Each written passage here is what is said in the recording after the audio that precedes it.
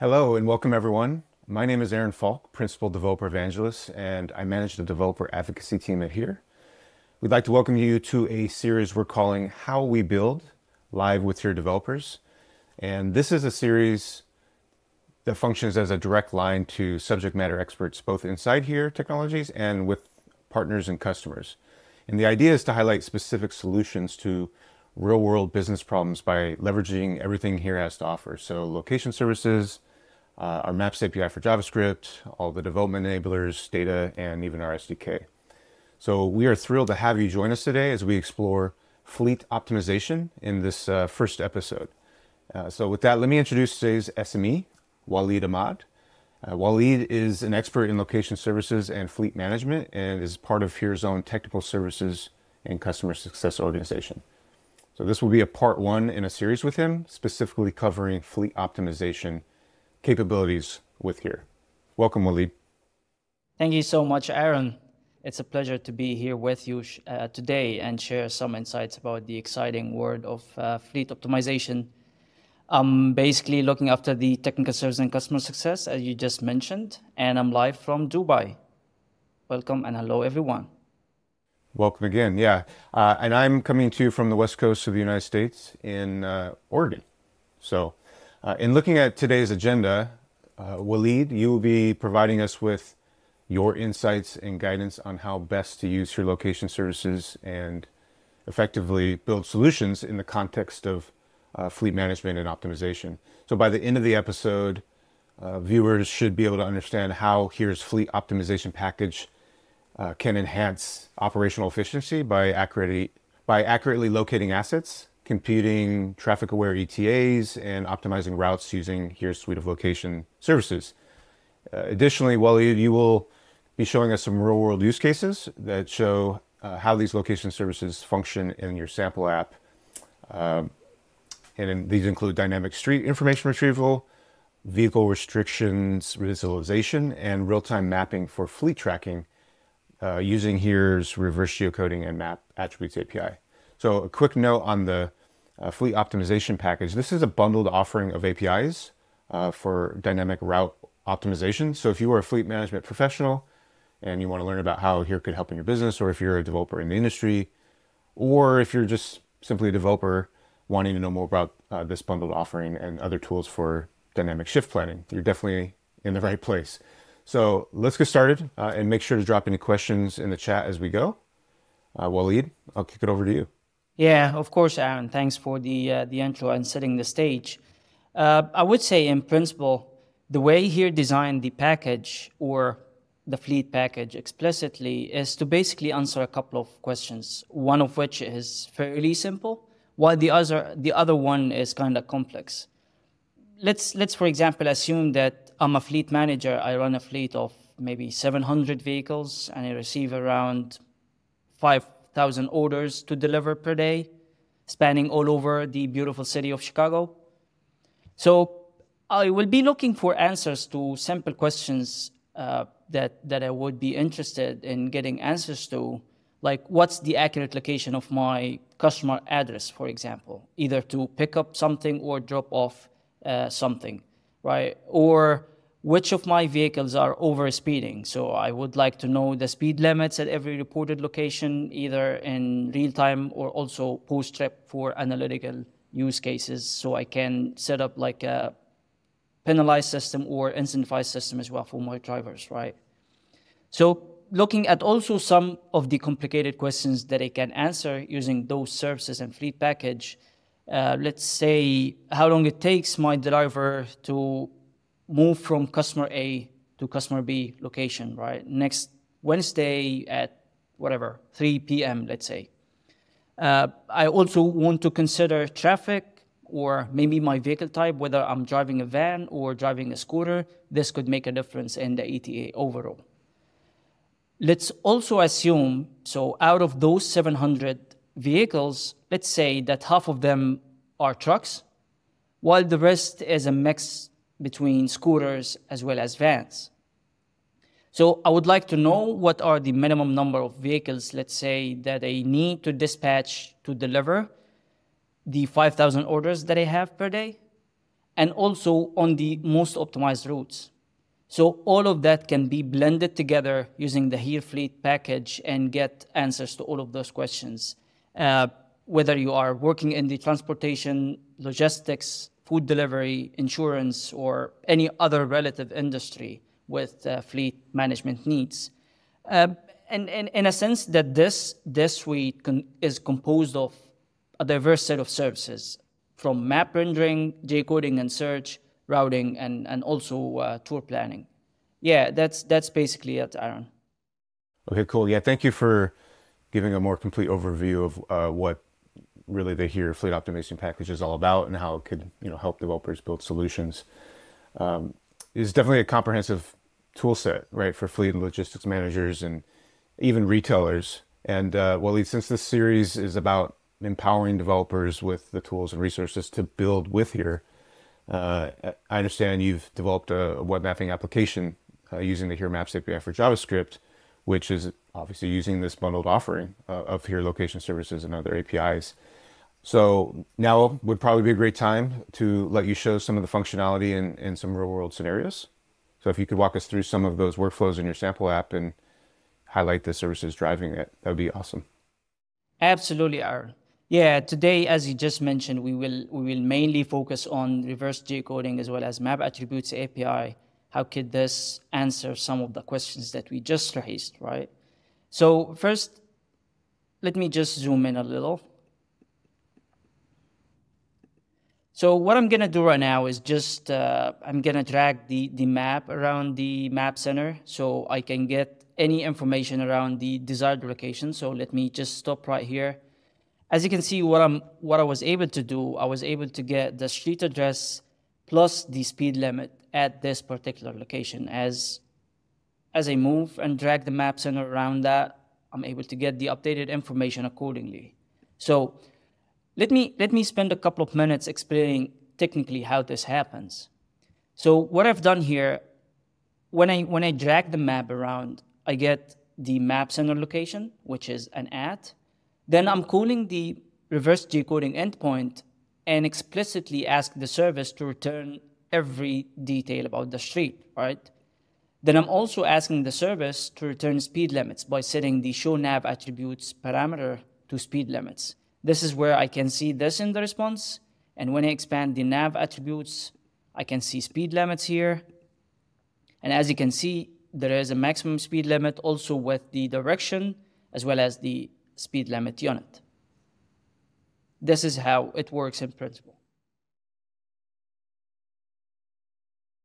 That's really nice. I like the services toggle switch there as well. And what about like map rendering services? It's using, no doubt, vector tiles. It looks like there's a vehicle restrictions layer coming from one of the tile services. Yeah, you tapped on one of my favorite topics for today, right? So map rendering is certainly one of the areas where Here shines. The Here vector or raster map tiles provide a wealth of data, including road networks, places, even public transit information. Yet all of that is just patched to the customers in an extremely portable way and served just as images. So what I'm gonna do right now, let me just fly you over to the beautiful city of Dubai. And watch as I just overlay the vehicle restriction layer on the map. So you should be able to visualize things like weight restriction, time restrictions, and so on and so forth. So when you look at the map here, I can see quite a few vehicle restrictions, mainly for trucks. So here, as you can see here, there is a truck access restriction. There is a height tolerance or height restriction. Also, there is a weight associated with time, right? So yeah, the more you move, the more you can see more information about that. I like the what you did there with that integration. And as I mentioned, this application sample is utilizing several other location services. And obviously there's much to discover with reverse geocoding and the maps attributes API, which is in there. And thinking about, I guess, various use cases where more like granular street level information is needed or even required. What about retrieving that detailed street information? Can you show the segment info on the streets itself? Well, yeah. So we can do this combining both reverse geocoding with map attributes API, right? So you can access extensive details about every particular segment on the map, including speed limits, not just for passenger cars, but also for trucks as well. Extra attributes like bridge status, travel direction, number of lanes if available, of course, road surface, etc., etc. So to show you that in action, let me just switch to the other mode here, which is reverse geocoding plus map attributes. And let me also turn on an extra layer, which is truck speed limits. And let me just go to another place. Let me drag the map center here. So when you look at the map here, so what happens that I was able to get the information as the last time we did, right? Like street address and so, but also I was able to query the data for the from speed limit for passenger cars as well as trucks, right? And to see how this technically is happening, what I've done here, I've first called the reverse decoding, and there is one extra parameter that I just added to my request, which is setting the parameter of show map references to segments. And what it does, it just returns back the segment ID in the response, which I can use in a follow-up query for the map attributes API, setting the segment reference with the value that I just retrieved from reverse decoding. Then on top of that, I'm adding the parameter attributes, which add all the layers that I would like to inquire. So for instance, I've chosen link attributes, speed limits, and truck speed limits. Let's have a look at the response here. So when we look at the response, we see that I was able to distinguish between, or the service was able to distinguish between to speed limit as well as from speed limit. And the to here is the north to south, and the from is vice versa, south to north, right? So if I pick the other side of the street, it will be obviously the from speed limit, which is populated.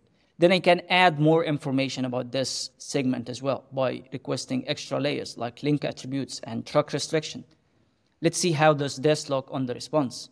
So in link attributes, I was able to retrieve information, very, very important information about the road service, whether it's paved, unpaved, right? The vehicle types that are allowed on this segment so that I can use this in post-trip analysis, understand whether my vehicle has passed in a restricted segment for access or not, and so on and so forth. But also truck restriction are being retrieved in the same response. So I can really get information about this segment, like what are the vehicle types that are allowed to be driven on this particular road? What are the time restrictions that are applied to this segment of the road? What's the weight restriction that is applied on this part of the road? So I can really optimize and dispatch the trucks with the right set of weight, height, time, hazardous material, and so on and so forth. This is, just a helicopter view of the whole process of map attributes compound with the reverse decoding. I love it. Yeah, and I'm glad you touched on the truck attributes, because obviously those the restrictions are a key differentiator, right, for fleet optimization and fleet management. If we can, I'd like to talk about another important aspect in fleet management, which is the need for precise real-time tracking and mapping of vehicle observations in real time. How does this sample app tackle that type of a challenge? Well, that's a great question. Usually, what we see in real life with our customers from fleet management, they usually receive information about the GPS from the GPS and tracking devices that are equipped with their vehicles, right? And usually we receive coordinates plus the heading value of the vehicle itself. Let me show you a real example. How does this look?